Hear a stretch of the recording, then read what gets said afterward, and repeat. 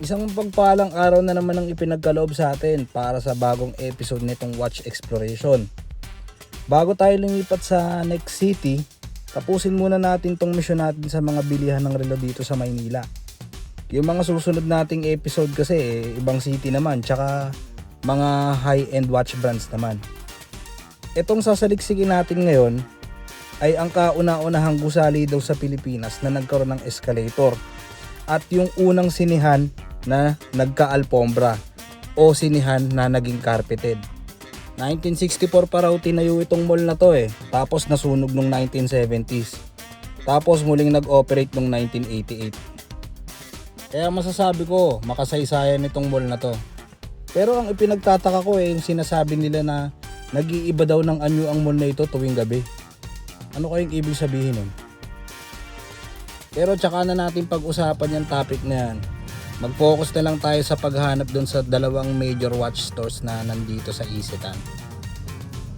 Ito siguro yung sinasabi nila na kauna-unahang escalator dito sa Pilipinas. Fully functional pa naman at nakaakyat at nakababa pa naman ako ng ligtas hanggang sa matapos ko yung pag-record dito. Sige, simulan natin dito sa first stop natin. Dito sa Time Collection. Kung maaalala nyo, na-feature natin yung branch nila dun sa Makati Square. So, they are the same company, yung Time Collection doon. But, let's check kung ano yung makikita natin dito sa branch dito sa Isetan Recto. We will find a lot of similarities, of course, with some definitive timepieces. Sa mga naka-experience ng makabili dito o baka nakapagpa-repair na kayo dito, share nyo naman yung experiences nyo. Ang operating hours pala nila dito, 9 AM bukas na sila until 8 PM. Kung mapapansin nyo, yung mga stocks nila dito is more of vintage styles. Tapos kung tao na kayo nung dekada 80 o kaya dekada 90, you will feel a lot of retro vibe sa store na to kasi ganito lang yung mga watch store nung panahon na yun.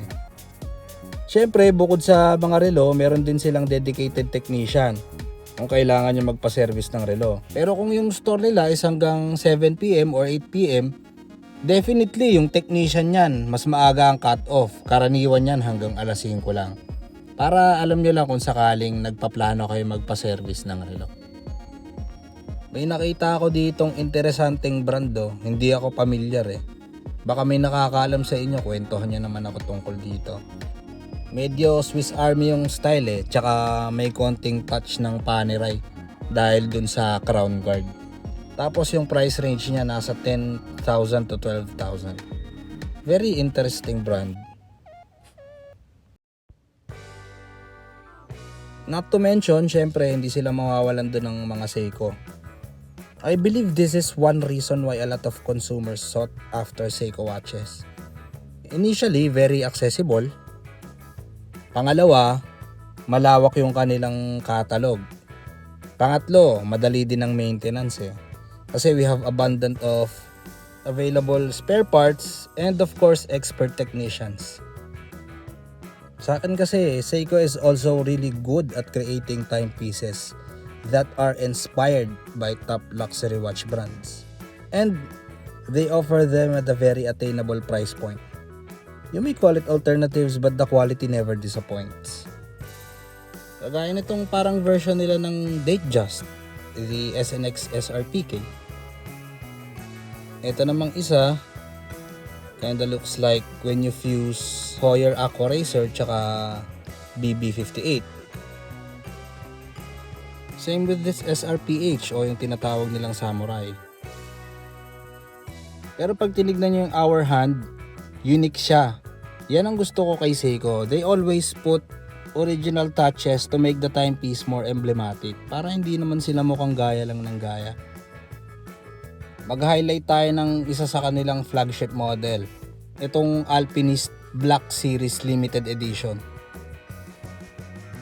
Hindi siya common, pero syempre hindi rin mura. Kaya kung mahilig kayo sa mga brand alternatives o kaya mga cheaper option, I would say Seiko is your go-to brand. Almost all iconic timepiece kasi ng mga sikat na watch brand, may mai-offer yan si Seiko na cheaper option. Meron din sila dun mga understated watch brand na parang Hamilton, no? Renova. May familiar ba sa inyo sa watch brand na to? Meron din sila dong ilang timepiece from Alba.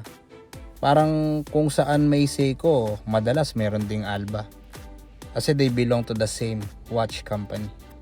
Sa obserbasyon ko dito sa time collection so far, you can make a good argument na halos parehas lang yung mga watch models nila compared to other stores selling the same product line.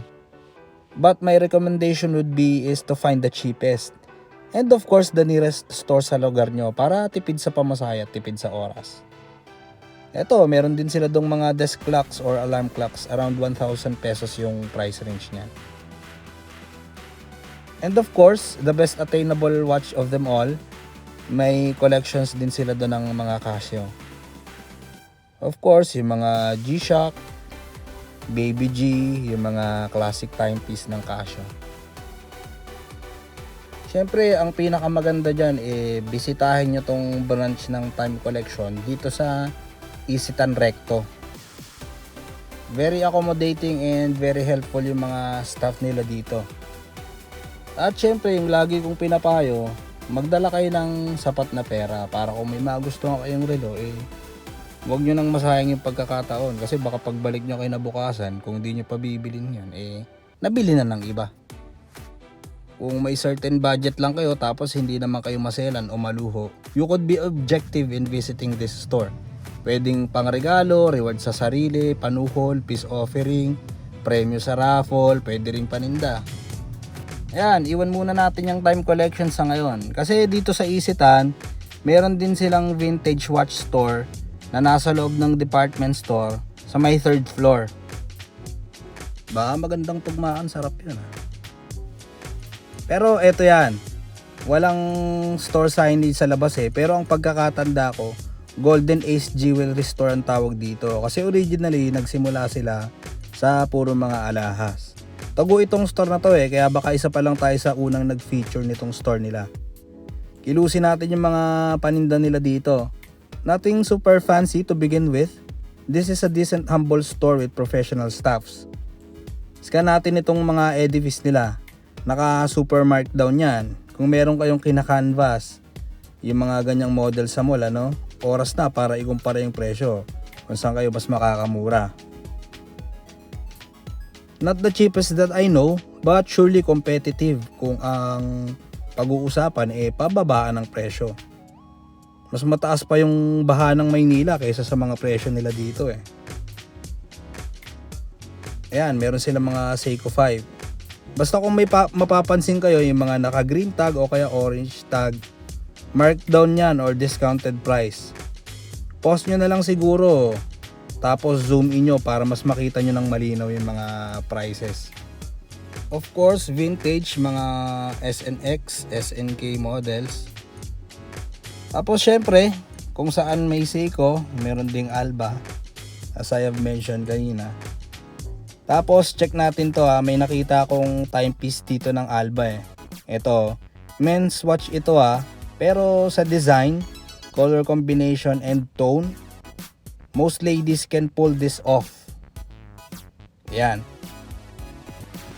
Meron din silang Alba ng mga Swiss inspired Kagaya nito, needless to say, an Oyster Perpetual with fluted bezel. And then, Casio Vintage Collection, price around 800 pesos up to 1,400.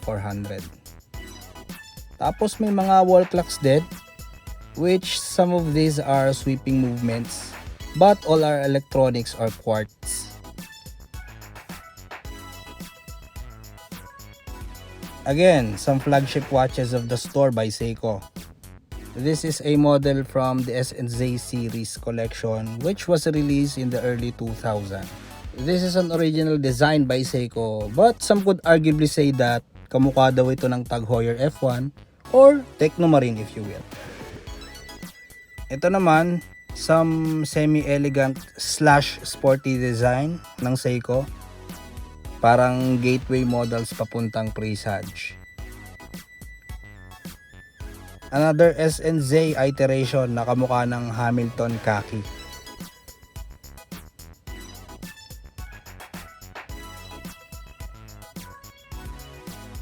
Then some contemporary SKX lineup.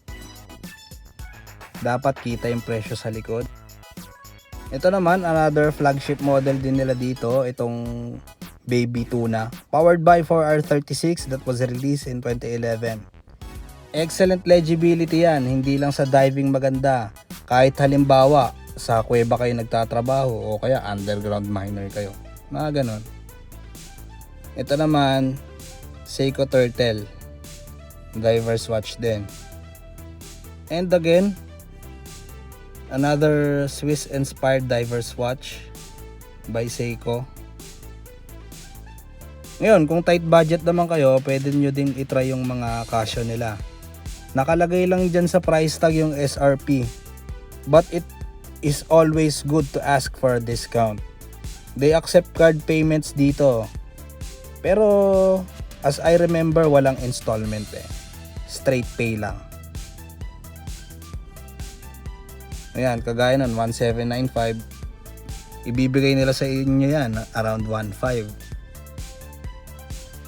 Ang pinakamaganda siguro niyan kung pupunta kayo sa store na to is be intentional. Kasi mas malaki yung makukuha nyong discount kung halimbawa bibili kayo ng 3 pieces. Very generous naman yung store admins nila doon. Nakabili na ako ng relo dito binenta ko, tinubuan ko ng 300. Ito yung mga tank style, pwede nyong ibenta yan. May mga available din sila doon na parts tsaka mga accessories kagaya ng straps, mga bezel protector. Kung gusto nyong lagyan ng konting customization yung relo nyo. Siguro hanggang dito na lang muna para sa store na to, no. Medyo tricky lang yung pwesto nila kasi tago Tapos ang unang madadaanan pagpunta kayo sa mall na to yung time collection. Pasyalan nyo na lang, sigurado matutuwa yung mga staff nila doon pagka binisita sila ng mga peeps na mga mahihilig sa relo. Ngayon, yung store nila is kasabay ng mall hours. Best if you visit the store no later than 8 PM. But just manage your expectation pag pupunta kayo sa mall na to. Kung ang hanap nyo mga Swiss brand or mga luxury brands, this mall is not for you. Antayin nyo na lang yung mga upcoming episode natin at yan naman na i-feature natin. Panoorin nyo rin yung iba nating contents and series. Hanggang dito muna, salamat sa panonood hanggang sa bahaging ito ng video. God bless us all and keep watching.